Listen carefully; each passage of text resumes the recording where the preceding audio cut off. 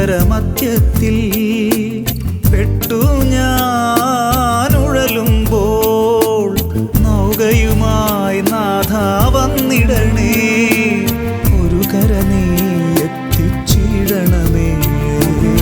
യേശുവേ യേശുവേ യേശുവേ യേശുവേ. പരിശുദ്ധ പരമദിവ്യകാരുണ്യ നാഥനായ ഈശോയ്ക്ക് എന്നേരവും ആരാധനയും സ്തുതിയും പുകഴ്ചയും ഉണ്ടായിരിക്കട്ടെ. നിത്യസ്തുതിക്ക് യോഗ്യനായ പരിശുദ്ധ പരമദിവ്യകാരുണ്യ നാഥനായ ഈശോയ്ക്ക് എന്നേരവും ആരാധനയും സ്തുതിയും പുകഴ്ചയും ഉണ്ടായിരിക്കട്ടെ. സ്നേഹത്തോടെ ആൾത്താരയിൽ നമ്മുടെ കൂടെ ആയിരിക്കുന്ന പരിശുദ്ധ പരമദിവ്യകാരുണ്യ നാഥനായ ഈശോയ്ക്ക് എന്നേരവും ആരാധനയും സ്തുതിയും പുകഴ്ചയും ഉണ്ടായിരിക്കട്ടെ. പൂർണ്ണമായി നമ്മെ തന്നെ ദൈവകരങ്ങളിൽ സമർപ്പിക്കാം.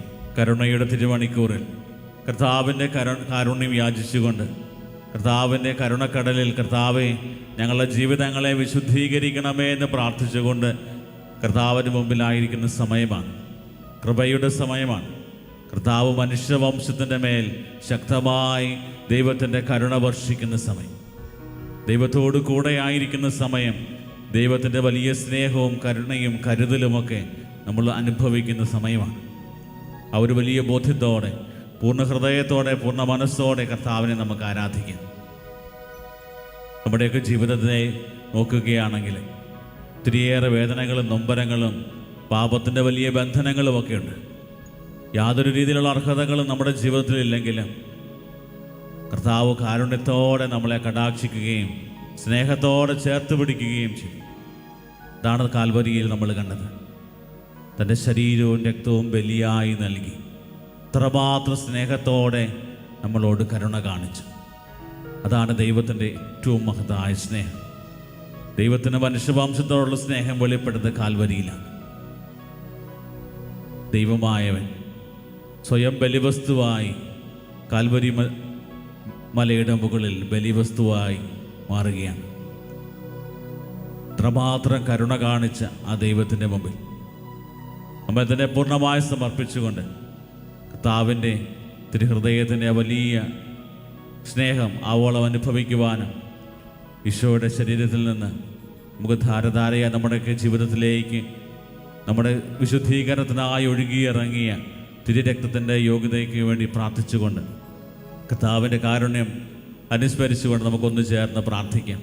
ഈശോയുടെ തിരുഹൃദയത്തിൽ നിന്ന് ഞങ്ങൾക്ക് കാരുണ്യ സ്രോതസ്സായി ഒഴുകിയിറങ്ങിയ തിരുരക്തമേ തിരുജലമേ ഈശോയുടെ തിരുഹൃദയത്തിൽ നിന്ന് ഞങ്ങൾക്ക് കാരുണ്യ സ്രോതസ്സായി ഒഴുകിയിറങ്ങിയ തിരുരക്തമേ തിരുജലമേ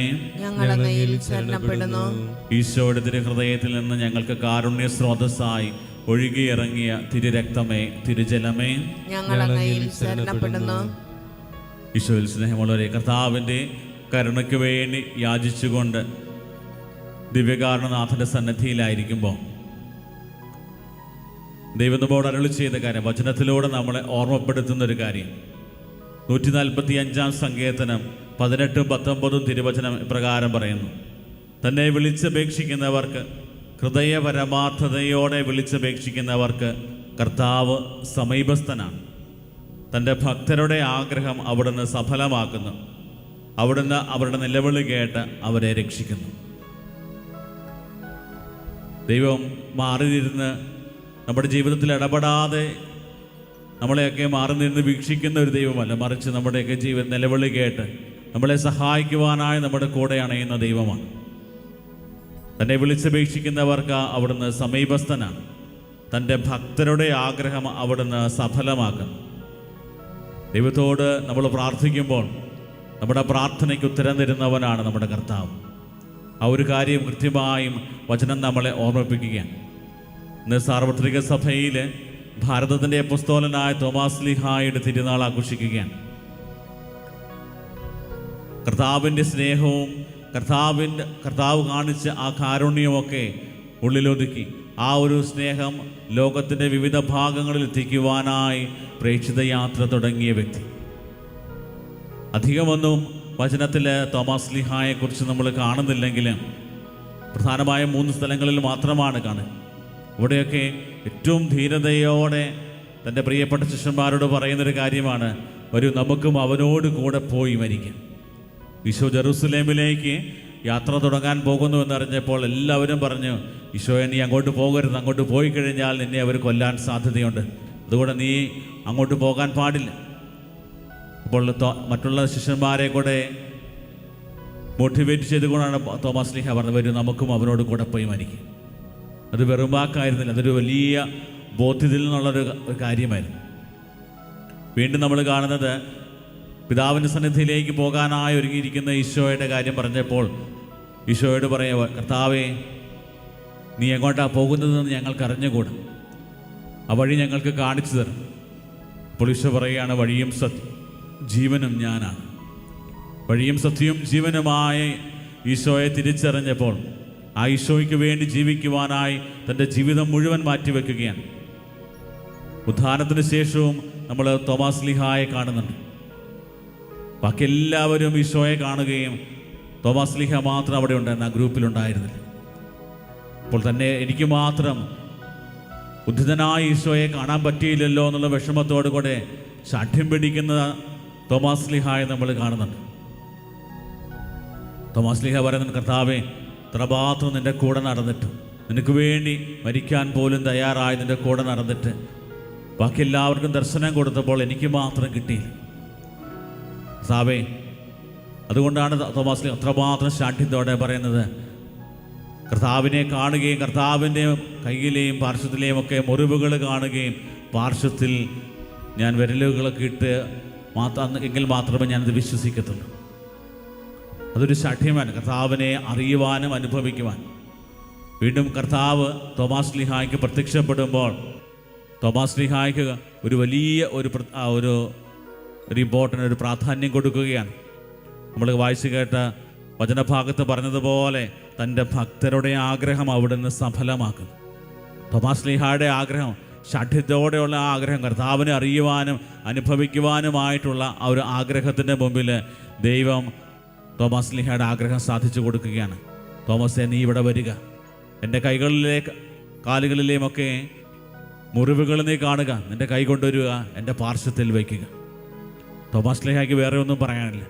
തോമാസ് ശ്ലീഹ പറഞ്ഞത്, എൻ്റെ കർത്താവേ, എൻ്റെ ദൈവമേ. വചനത്തിൽ നമ്മൾ കാണുന്ന ഏറ്റവും ശക്തമായ വിശ്വാസ പ്രഖ്യാപനം നടത്തുന്നത് തോമാസ് ശ്ലീഹയാണ്. അത്രമാത്രം ആഴമായ വിശ്വാസത്തോടെ അനുഭവത്തോടെ തോമാസ് ശ്ലീഹ പറഞ്ഞു, എൻ്റെ കർത്താവേ, എൻ്റെ ദൈവമേ. ഈശോ തൻ്റെ ജീവിതത്തിലേക്ക് കാണിച്ച ആ വലിയ കാരുണ്യം, ഇത്ര നേരം ശാഠ്യത്തോടെയൊക്കെ കർത്താവിൻ്റെ മുമ്പിലായിരുന്നപ്പം കർത്താവ് ആ ഒരു വലിയ സൗഭാഗ്യം തോമാസ് ശ്ലീഹായ്ക്ക് നൽകിയപ്പോൾ കർത്താവ് കാണിച്ച കാരുണ്യം മനസ്സിലാക്കി ക്രിസ്തുവിൻ്റെ ആ വലിയ സ്നേഹത്തിൻ്റെ അനുഭവത്തിലും കാരുണ്യത്തിൻ്റെ അനുഭവത്തിലും നിലനിന്നുകൊണ്ട് ലോകത്തിൻ്റെ വിവിധ ഭാഗങ്ങളിലും പോയി ദൈവം കാണിച്ച വലിയ കാരുണ്യം പ്രഘോഷിക്കുവാനായിട്ട് തീരുമാനമെടുക്കുന്ന തോമാസ് ശ്ലീഹയാണ് പിന്നെ നമ്മൾ ചരിത്രത്തിൽ കാണുക. പ്രിയപ്പെട്ടവരെ, പിന്നീട് കർത്താവിൻ്റെ സ്നേഹത്തിൻ്റെയും കരുണയുടെയും പ്രേക്ഷിതനായി ഇന്ത്യയിലേക്ക് യാത്ര ചെയ്യുന്ന തോമാസ് ശ്ലീഹയെ കാണും. ഭാരതദേശത്ത് ഇത്രമാത്രം റിസ്ക്കൊക്കെ ഇഷ്ടംപോലെ ഉണ്ടായിരുന്നൊരു സമയമാണ്. റിസ്കുകളൊക്കെ ഏറ്റെടുത്ത് എന്തൊക്കെ അനുകൂലവും പ്രതികൂലവുമായ സാഹചര്യങ്ങളൊക്കെ ഉണ്ടെങ്കിലും അതിനെയൊക്കെ തരണം ചെയ്തുകൊണ്ട് തോമാസ് ശ്ലീഹ വരികയാണ്.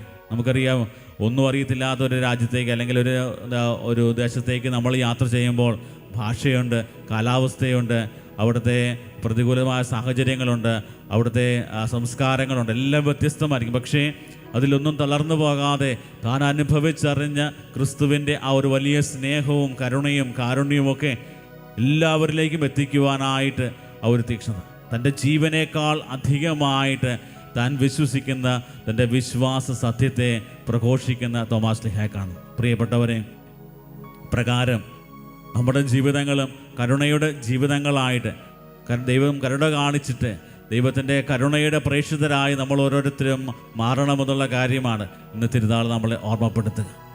ദിവ്യകാരുണ്യനാഥൻ്റെ സന്നദ്ധിയിലായിരുന്നു കൊണ്ട് കർത്താവിൻ്റെ കാരുണ്യത്തിന് വേണ്ടി യാചിക്കുമ്പോൾ ദൈവം നമ്മളോട് ഓരോ നിമിഷവും കരുണ കാണിക്കുമ്പോൾ ദൈവത്തിൻ്റെ കരുണയുടെ പ്രേക്ഷിതരായിട്ട് നമ്മൾ ഓരോരുത്തരും മാറുവാനായിട്ട് നമുക്ക് പ്രത്യേകം പരിശ്രമിക്കാം. സങ്കീർത്തകനെ പോലെ തന്നെ വിളിച്ചപേക്ഷിക്കുന്നവർക്ക്, ഹൃദയപരമാർത്ഥതയോടെ വിളിച്ചപേക്ഷിക്കുന്നവർക്ക് കർത്താവ് സമീപസ്ഥനാണ്. തൻ്റെ ഭക്തരുടെ ആഗ്രഹം അവിടുന്ന് സഫലമാക്കും.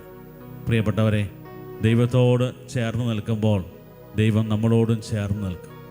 യാക്കോബ് ശ്ലീഹയുടെ ലേഖനത്തിൽ നമ്മൾ കാണുന്ന കാര്യമാണ്.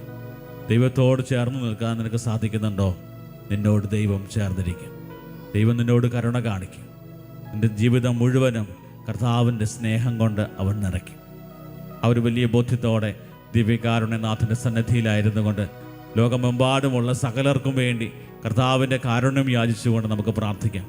ദിവ്യകാരുണ്യനാഥൻ്റെ സന്നിധിയിലായിരുന്നു കൊണ്ട് കർത്താവിൻ്റെ കാരുണ്യം യാചിക്കുകയും കർത്താവിൻ്റെ ആശീർവാദത്തിനായിട്ട് ഒരുങ്ങുകയും ചെയ്യുന്ന സമയത്ത് നമ്മുടെ എല്ലാ നിയോഗങ്ങളും പ്രാർത്ഥനകളും ദൈവസന്നിധിയിൽ സമർപ്പിക്കും.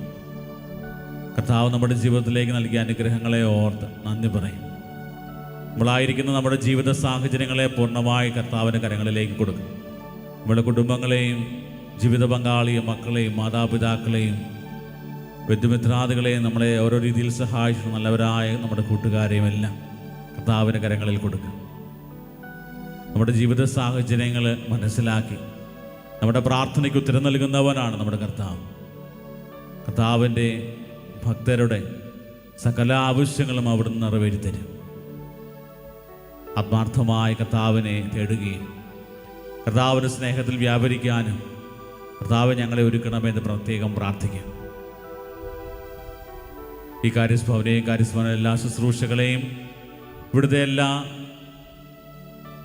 ശുശ്രൂഷകളെയും ഈ ആലയത്തോട് ചേർന്ന് ശുശ്രൂഷ ചെയ്യുന്ന എല്ലാ പ്രേക്ഷിതരെയും അവരുടെ കുടുംബങ്ങളെയും അവരുടെ നിയോഗങ്ങളെയും എല്ലാം സമർപ്പിക്കും. കർത്താവേ, ലോകത്തിൻ്റെ വിവിധ ഭാഗങ്ങളിലിരുന്ന് ഈ ആരാധനയിൽ പങ്കെടുത്തുകൊണ്ട് ലോകം മുഴുവനും വേണ്ടിയും കർത്താവിൻ്റെ കാരുണ്യത്തിന് വേണ്ടി യാചിക്കുന്ന മക്കളുടെ നിയോഗങ്ങൾ സമർപ്പിക്കും. കർത്താവേ, ഞങ്ങളുടെ ജീവിതങ്ങളെ നീ ഏറ്റെടുക്കണമേ. ഞങ്ങളുടെ ജീവിതത്തിൽ ഇടപെട്ട് നിൻ്റെ കാരുണ്യം കൊണ്ട് ഞങ്ങളെ കഴുകി വിശുദ്ധീകരിക്കണമേ. നിൻ്റെ സ്നേഹത്താൽ ഞങ്ങളുടെ ജീവിതങ്ങൾ നിറയ്ക്കണമേ. നിൻ്റെ ശാന്തിയും സമാധാനവും ഞങ്ങളുടെ കുടുംബങ്ങളിലും ഞങ്ങളുടെ സമൂഹത്തിലും നിറയ്ക്കണമേ എന്ന് പ്രാർത്ഥിക്കുന്നു. നമ്മുടെ എല്ലാ നിയോഗങ്ങളും ദിവ്യകാരുണ്യനാഥൻ്റെ സന്നിധിയിൽ സമർപ്പിച്ച് കർത്താവെ, ഞാനെങ്കിൽ ശരണപ്പെടുന്നു എന്നുള്ള പ്രാർത്ഥനയോടെ കർത്താവിൻ്റെ ആശീർവാദത്തിനായിട്ട് നമുക്ക് മുട്ടിൽ മേലായിരിക്കാം. താഴ്ന്ന സ്വരത്തിൽ ദൈവത്തെ സ്തുതിച്ച് കർത്താവിൻ്റെ ആശീർവാദം നമുക്കിപ്പോൾ സ്വീകരിക്കാം.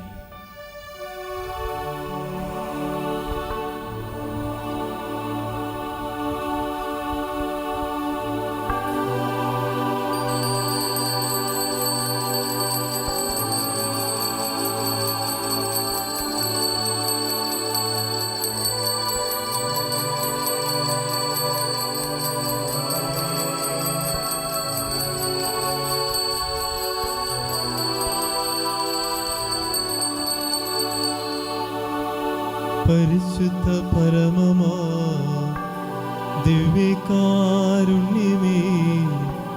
എന്നുമെന്നും അങ്ങേക്കാരാധന. പരിശുദ്ധ പരമമാ ദിവ്യകാരുണ്യമേ, എന്നുമെന്നും അങ്ങേക്കാരാധന. പരിശുദ്ധ പരമമാ ദിവ്യകാരുണ്യമേ, എന്നുമെന്നും അങ്ങേക്കാരാധന.